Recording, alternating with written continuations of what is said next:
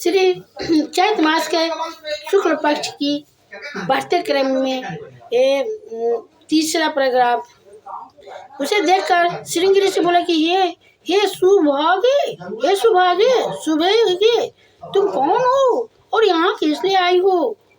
ललिता बोली, हे मुनि, मैं वीरधन्वा नामक गंधर्व की कन्या ललिता हूँ। मेरा पति राजा पुंडरीक के श्राप से एक भयानक राक्षस हो गया है। उससे मुझको महान दुख हो रहा है। आप उसे राक्षस योनि से छूटने का कोई श्रेष्ठ उपाय बतलाइए। आप श्रृंगी ऋषि बोले, अरे गंधर्व कन्या ललिता, आप चैत्र शुक्ल पक्ष की अरे गंधर्व कन्या ललिता, अब चैत्र शुक्ल पक्ष की एकादशी अपने एकादशी आने वाली है।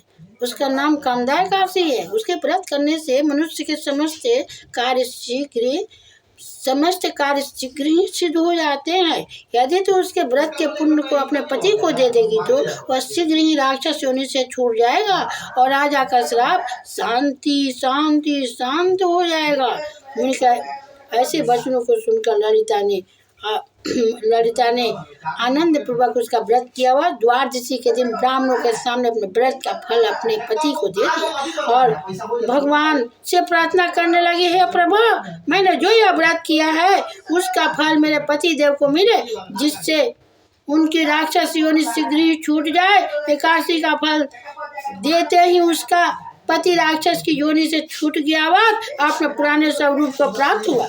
वह अनेक सुंदर वस्त्रों और आभूषणों से अलंकृत होकर पहले की भांति ललिता के साथ विहार करने लगा।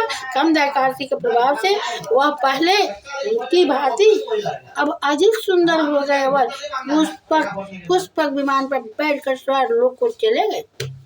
ये राजन, इस व्रत को विधि पूर्वक करने से समस्त पाप नष्ट हो जाते हैं। इसके व्रत से मनुष्य ब्रह्म इत्यादि के पाप और राक्षस आदि की योनि से छूट जाते हैं। संसार में इसके समान कोई दूसरा व्रत नहीं है।